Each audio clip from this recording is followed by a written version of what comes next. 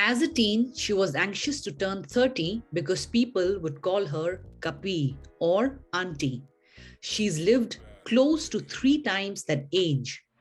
She lived through World War II and the pandemic.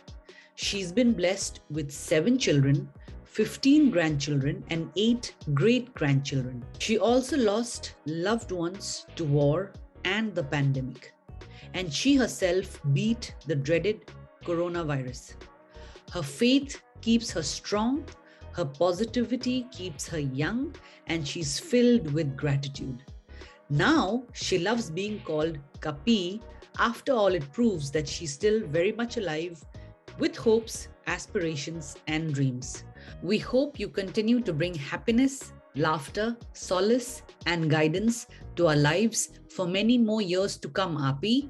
We love and cherish you. To the world, you are just another woman, but to us, you are the best sister, mom, grandma, and great grandma.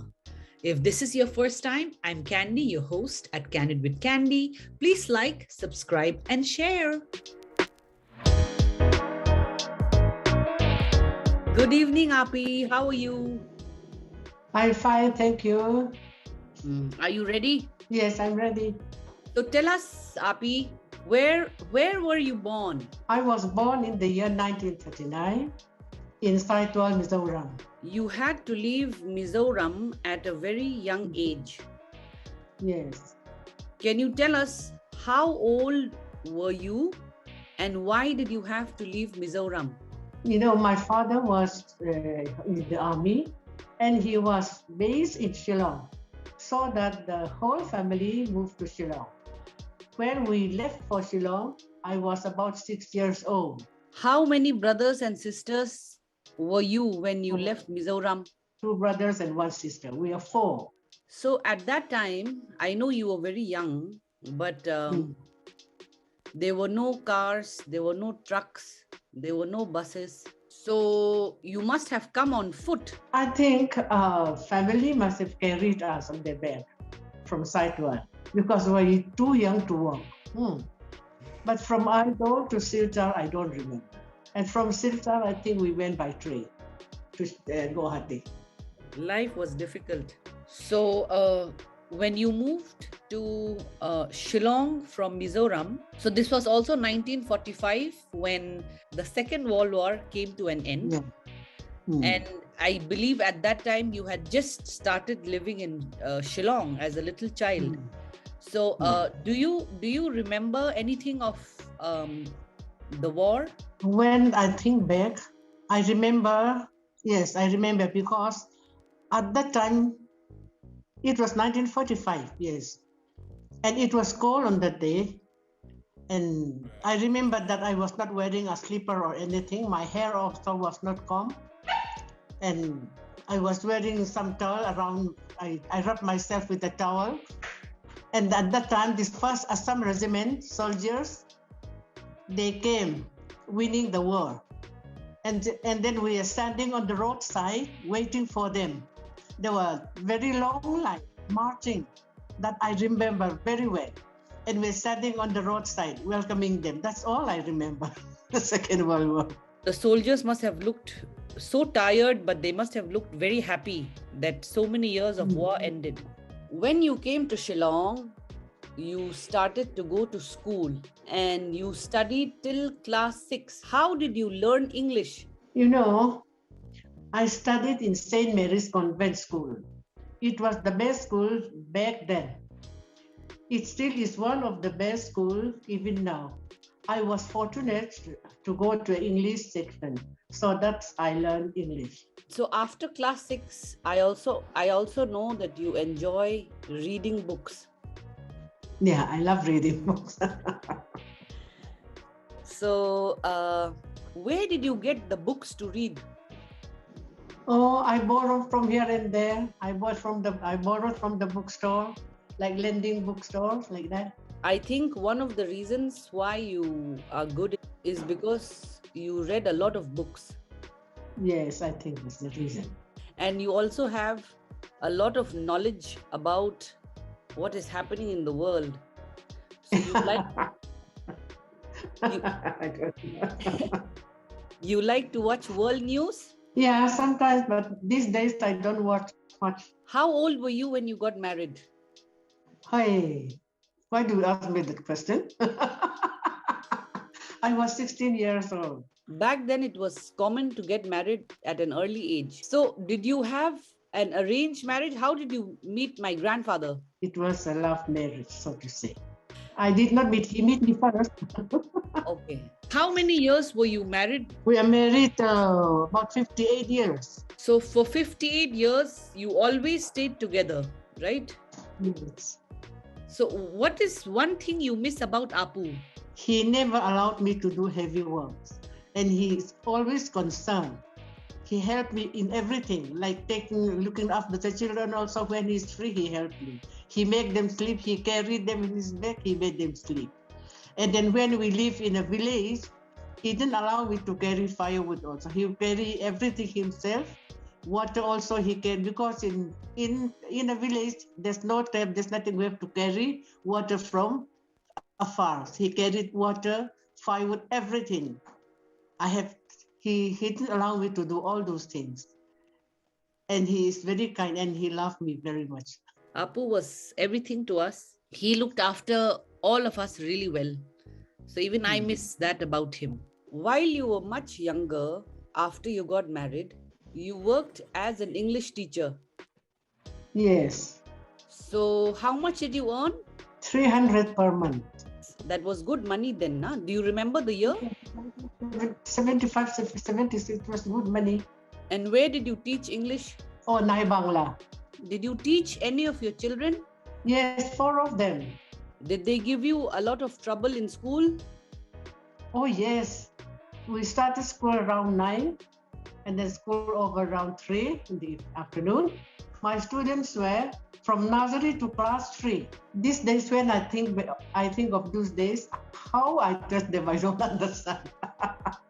Some I give them classwork to do, and when I taught class 1, class 2, I give them classwork, and when I teach class 2, class 3, I give them classwork. Like that, I spend my days. So you used to teach all of these children together in one day? Yes. That's very tough, no? Yes, very tough. When I reach home, I used to be so exhausted and tired sometimes. Do you feel that you got married very early? Yes, I used to think back. Sometimes, what to say? How will I stay? All my friends are enjoying their youth. So, but for me, I have to look after my children. But it's my wish that I got married young, so what to do? Yeah. No, that's okay. That's why I wanted to ask you. Today, how many grandchildren do you have? I have 15 grandchildren. And then I'm blessed with 8 great-grandchildren. I'm very lucky. Yeah, that is wonderful. Yes, I'm very happy also. And I'm your favorite grandchild. Yes, you are. Of all the places you've lived, I know with Grandpa, you lived in many places. Which is your favorite place? Yes, I've been to Mizoram, I've been to Arunachal, and again Meghalaya. But my favorite place is Shillong. I love Shillong. Yeah. Because I've been raised here, that's why. Yeah.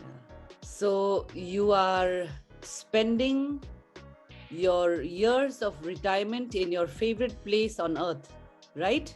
Yeah. Yes, right. Shillong. What does happiness mean to you? Happiness for me is to know that all my loved ones are fine and healthy wherever they are. That makes me happy. My children, grandchildren, great-grandchildren. Do you still have a wish, or do you still have a dream that you haven't done yet? What can I say? Yes. In my young days with my friends, we used to discuss where we want to travel, which place we want to see. So I used to say, I want to go to America. That's my one wish. But now I'm too old to go there. but I'm still happy here as I am. We will bring America to you, okay? Okay. Unfortunately, the pandemic hit the world in 2020, and so many lives have been disrupted. So many lives have been lost, and so many people are suffering all around the world. You also lost your eldest grandson earlier this year to the dreaded disease, and you yourself got COVID a few months ago. Can you tell us about it? When I heard of my son, grandson, Saluras Dennis, I was shocked. I never dreamed, I never thought that he will leave this world. When I heard from his mother that he's been admitted in the hospital, I thought he will come out well, cured. But when that news I heard that he's no more, I was shocked. I don't know what to do. I can't even cry because he's my first grandson. And he loved me a lot, Salura, and I love him also. Also, although we are not staying together, he was always concerned about me. And one thing came into my mind when I heard that he's no more, about his mother, my eldest daughter. I was not there with her. I was not there to comfort her also. My heart, now also when I'm talking about Salura, I feel like crying. I miss him so much. That's true. That's true. And when you got coronavirus, were you scared? What was going through your mind? So they told me that I am positive. So I said, let's go to the hospital. So we went to Negri. I was admitted there. You didn't feel scared at all? No. Everybody is so scared that they'll die from the disease. What gives you the strength? Why? How come you're so strong? Because I prayed to God, and all of you prayed for me. That's the reason. God was with me. There's no one with me at the hospital. Also, I was alone. I take care of myself. I did everything myself. So I was not afraid, so to say, because God was with me in the hospital and everywhere. That's why. And that is the strength of faith, and that is the strength of prayers, and that is the strength of God, isn't it? Yes, that's true. You are a very strong woman. You don't get frightened easily. You don't cry easily. So many of your loved ones have passed away, but you're still very strong. What is your secret? We get strength from the Bible. From God give us everything, faith and strength. God is my faith and strength. When I buried my loved one, even that at that time God was always with me. I've buried my loved one, how many? There are 11 of them. God was there for me. When I asked to help him, he's there, always there for him. That's why my strength, I receive it from Lord. God is very good and very kind and loving, always there to help me. I remember when I lost one of my grandsons, Psalm 73, I think, that gave me strength to overcome the grief. So when I buried all my loved ones, I get strength from Lord, blessing and everything, guidance, blessing, love, to fight the loneliness. And there's so much to learn from you, and there's so much to learn from your life. Taking strength from God, taking strength from the Almighty. What message do you have for your loved ones, your family? I have nothing to leave them behind. So I want all my loved ones to fear God, to love God, and to love one another, and to help each other, one another. That's my wish. Great. We will try to follow that, Api. Okay, thank you. But we really cherish you, and we are so happy that at your age, you're still lively. You are still involved in everything that we do as a family, and you make us really happy. So we really thank you for all the energy and all the support that you give us. Thank you, darling. Thank you, my dearest darling. The next section, Api, is called Rapid Fire. Are you ready? Yes, I am. What is your favorite pastime? Reading What is your favorite book? the whole of Psalm 103. What is your favorite Mizo song? Mizo Christian hymn book number 34. Will I read it out?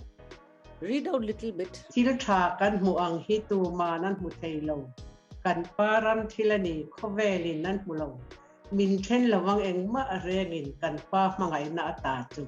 That's the song I love best. Can you translate that for us in English? Little bit. You do it, teacher. What is your favorite food? Mizo food What in Mizo food? by Clark Voxa. You like Voxa the most, I know. Yes, I like Voxa best. You prefer summer or winter? Summer Okay. What is your favorite drink? tea. One thing you always carry with you? My purse and my phone. Well done, well done. That was the end of the rapid fire round. We cherish you, we love you, we thank you, and we hope that you will live with us forever. So God bless you and thank you so much for your time today. Thank you so much for spending the time with you like this. I'm so happy. We love you. Bye-bye. Thank you, Candy. Bye. Stay tuned for more of such super stories and do check out the rest of my videos. Here's wishing all of you a great week. And hey, subscribe.